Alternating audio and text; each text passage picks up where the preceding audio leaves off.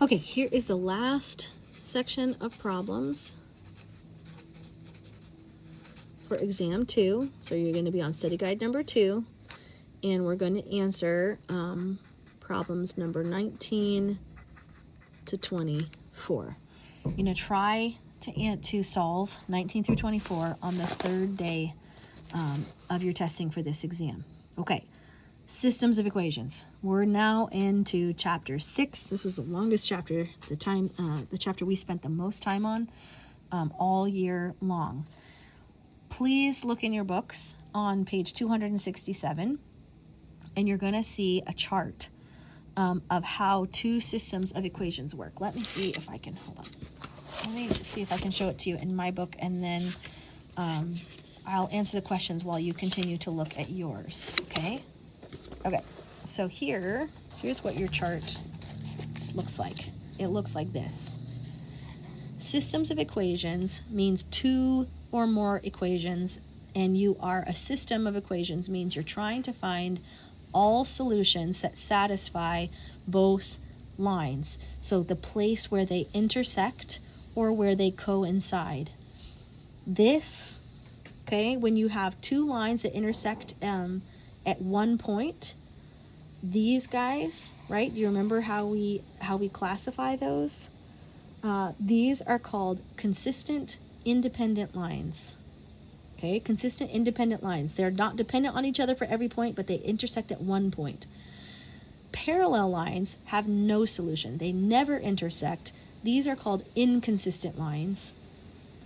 This guy here has two lines that are the same. Maybe one would be represented in standard form and one would be represented in slope-intercept form. But these two lines, this pair of equations, is classified as consistent dependent because every single point on the line depends on the other one. Okay, they're exactly the same, coinciding. So our questions now for problem 19, we've got A, B, and C. First question is, how many solutions do two intersecting lines share? So we're talking about lines that go like that. Okay, two lines that intersect. The answer is one. One solution only. How many solutions do two lines with the same equation share? So with this one, I'm talking about a line on top of a line. And the answer is infinite. All of them. Oops, that's a terrible infinity sign. Hopefully you can do better.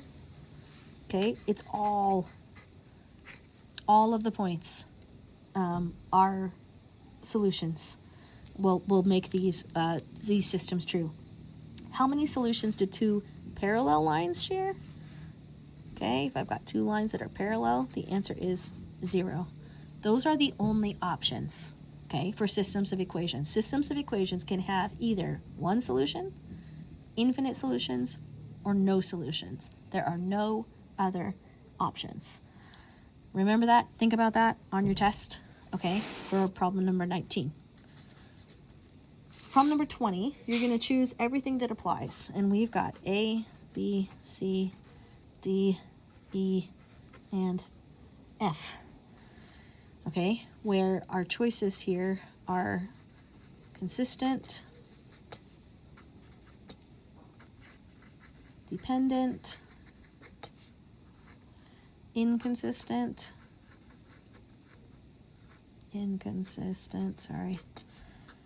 and independent. Okay. The situation with letter A, a system with two parallel lines. Two parallel lines, that system is classified as inconsistent. That's it. It doesn't have, you're going to choose every answer that applies. This one only has one answer. It's not consistent, dependent, or independent. It's only inconsistent, okay? Letter B, a system with one ordered pair solution. This guy right here. That's classified as consistent and independent. If they're intersecting lines with one solution, it's classified as consistent, independent. Letter C, a system with two coinciding lines. That means it's the same line. Is going to be consistent and dependent, A and B. Letter D is just saying the same thing as letter A with different words. A system with no solution, okay? A system with no solution, that means the lines are parallel, is inconsistent. If it's got no solution, it's an inconsistent system. Letter E, a system with two intersecting lines. Again, that's this situation here. Okay, that's classified as consistent and independent. Doesn't depend on the other line for every solution, only for one. So they're independent lines, but they're consistent. They do cross at one point. And then letter F, a system with an infinite number of solutions, all points on the line, is consistent, dependent. That's what your answers should look like for number 20. Keep that in mind, please, when you are solving problem number 20 on exam 2. Number 21, we're going to solve some systems of equations. We've only got 4 problems left. All right, guys, so we have 2 problems where we need to solve systems of equations. Here's the first one. I've got 2 systems, or 2 equations, excuse me. H equals negative 4g plus 7, and G minus, oh, for goodness sake, sorry, G minus 3H equals 18. I was given very specific instructions for this problem. They're on your study guide. You will be on your exam. You have to follow them to get full credit on this problem. The directions are to solve this system using substitution. Substitution means, and you're set up for it here already, that you're going to take the value, if you have a single variable, you're going to substitute its equivalent, okay, the value of it, into the other equation where that variable shows up. Here's what it looks like. G minus 3, and instead of writing H, I'm going to substitute in this whole value so that I've got a single variable G, negative 4G plus 7. Substitute this in for H equals 18 and solve for G. To do that, I'm going to need to distribute, okay, my negative 3, and I have G. Negative 3 times negative 4G is positive 12G. Negative 3 times positive 7 is negative 21, equals 18. Add your like terms. Move this whole number over. It's a negative 21 here, so I'm adding it. I'm going to add it to this side. Here I've got 13 G's equals 39. That's what this is when we add it. G is multiplied by 13, so I'm going to undo that multiplication by division. And I end up with G equals 3. I'm not done. Remember that the solution to an ordered pair, to a system of equations, is an ordered pair, and your variables should be in alphabetical order. A, B, C, D, E, F, G, H. I know what G is. G is 3. I need to find H. Now that I know that G is 3, I'm going to take G and put it back into one of these equations and solve it. Okay, I'll just use the top equation.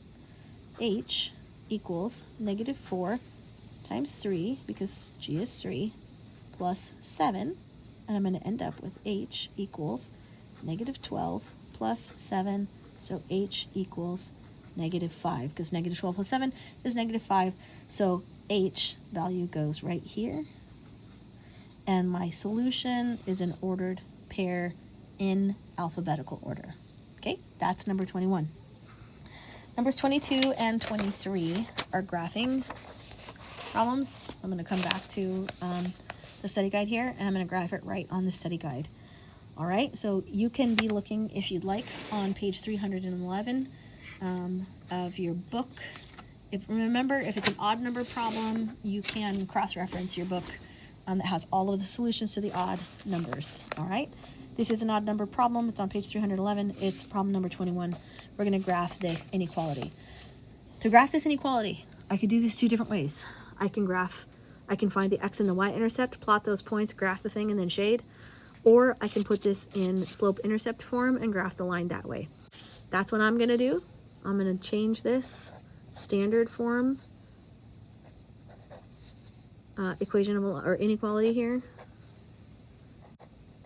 Okay, I'm going to change it to slope-intercept form. Subtract 2x, and I get negative y less than or equal to negative 2x plus 4. Now, even though I subtracted the 2x, I don't flip this symbol yet because I only do that if I multiply or divide by -1, which I'm about to do. I need this to be a positive y, so I need to divide everything by -1 so that I get a positive y. When you do that, turn that inequality symbol around, okay? And I end up with y is greater than or equal to 2x minus 4. Okay, what I'm going to do now is I'm going to go ahead and graph this inequality here. So my y-intercept is -4. I make a point at -4. 1, 2, 3, 4, right here. My slope is a positive 2, so that means I go up 2 over 1, up 2 over 1, up 2 over 1, up 2 over 1. All right.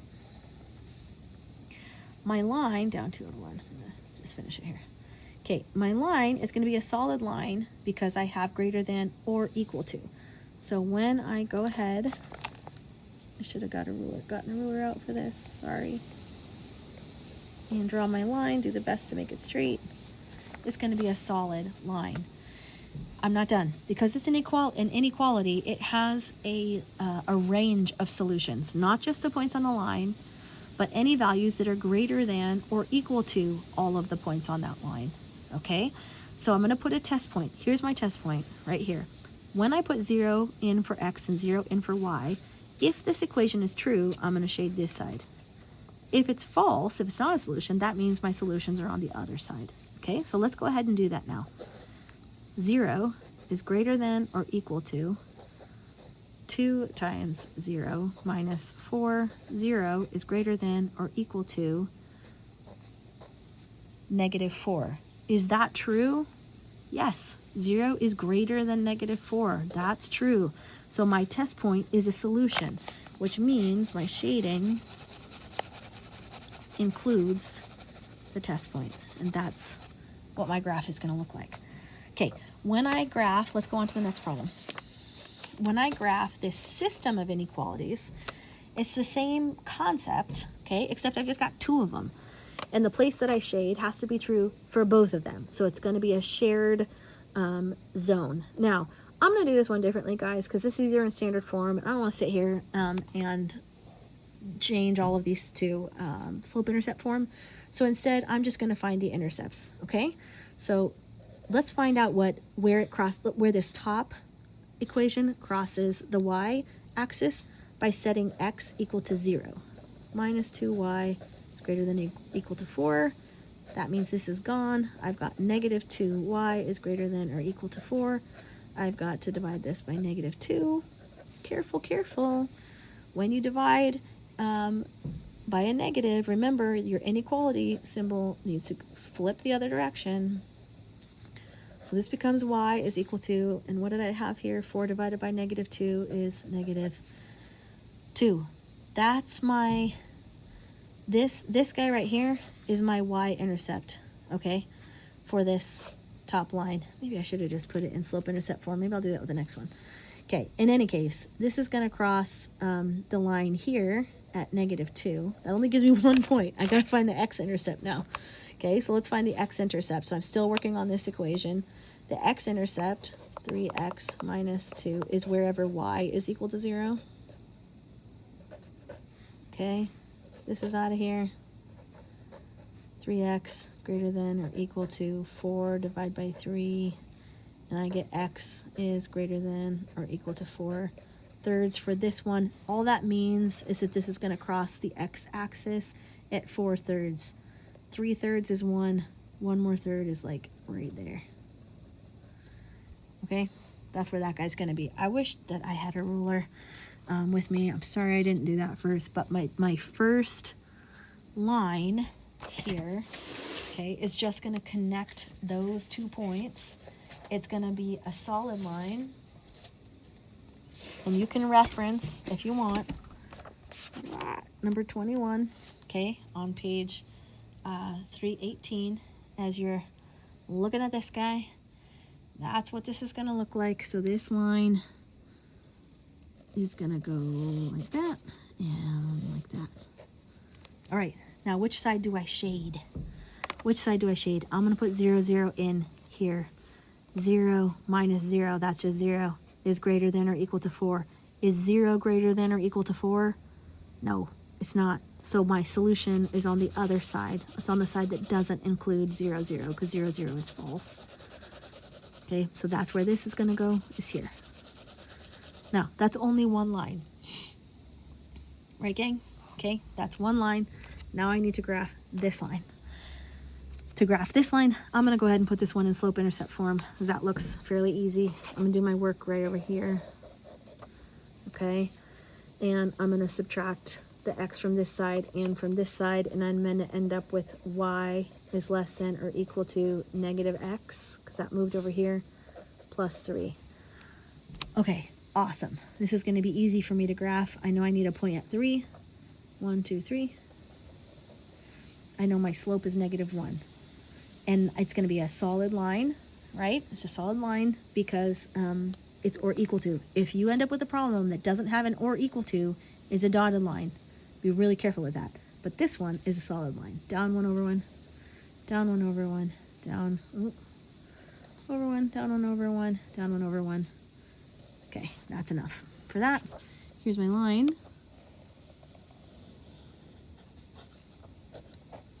And now I'm going to use a test point. I'm going to use the same one, okay, here to see, do I shade this side of the line? Is 0, 0 included? Or is 0, 0 going to be false, in which case I would shade this side. Let's put it in, okay? So I'm going to go back to my original equation. 0 plus 0, which is 0, is less than or equal to 3. Is that true? Okay, is 0 less than or equal to 3? Yes, it is. So that means this line is going to be shaded here. Now, the tricky part is that the solution set is only the place where the shading crosses, which in our example here is right here. This side here and this side here are the sides that are shared. So I'm going to make that really, really dark so you can see clearly. Okay, this right here, this is all of the values here in this whole region are solutions to the system, to both equations, right there. Okay, one problem remaining.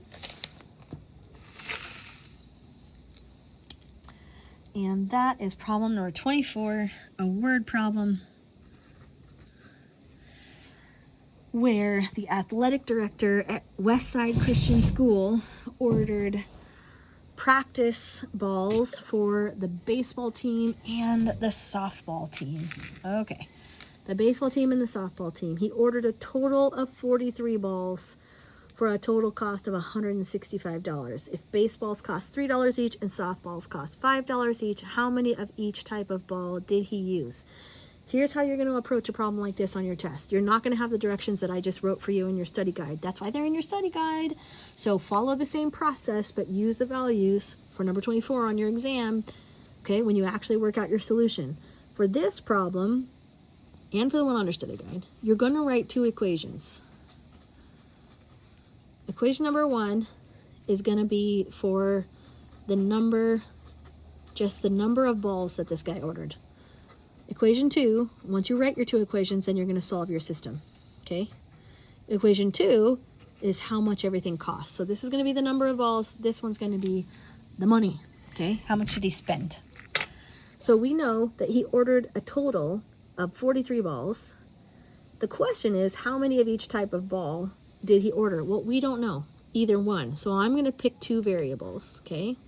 B is going to be the number of baseballs plus the number of softballs, I'm going to use S, is equal to 43.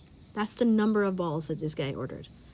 B, number of softballs, and S number, B number of baseballs and S number of softballs. Whatever those are, that's what we're looking for. There are 43 total. We do know a little bit about the cost. We know a lot about the cost of what he spent. The problem told us that the baseballs are $3 each, so I know that each baseball, so $3 times each baseball, plus the cost of the softballs, which is $5. So $5 times each softball gives me a total cost of $165. That was in the problem. Okay, solve the system. We have options for how to solve the system. You could graph it. I would not recommend that. Wherever they intersect is their solution. I would not recommend that you do that. Use either substitution or elimination. I'm going to go ahead and use elimination. All right, you guys, I want to eliminate one of these variables. I could use substitution. That would be just as easy, right? But I want to demonstrate elimination for you in case you want to use it on your final. If I wanted to use substitution, I would just move one of these variables to the other side, and I would, instead of writing either S or B, I would write what it was equal to, and I would substitute it in for the appropriate variable. But I'm going to go ahead and use elimination. I've got 3 B's and 5 S's. To eliminate one variable, I either need to multiply this whole entire thing by -3 so that I get a -3B and get rid of the B's, or by a -5 so I get -5S here and I eliminate the S's.